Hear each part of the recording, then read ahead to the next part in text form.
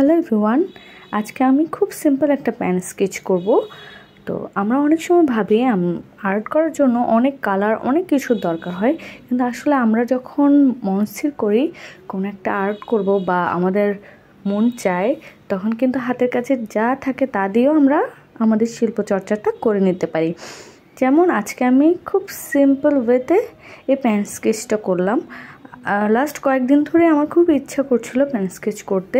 আমার কাছে পেন স্কেচটা মনে হয় থেরাপির মতো, একদম রিল্যাক্স লাগে নিজেকে, মনে হয় যেন দুনিয়ার সব টেনশন একপাশে। আর যখন আমি স্কেচ করছি প্রতিটা টোনে টোনে মনে হয় আমার সেই টেনশনগুলো রিলিফ হতে থাকে, খুব ভালো লাগে।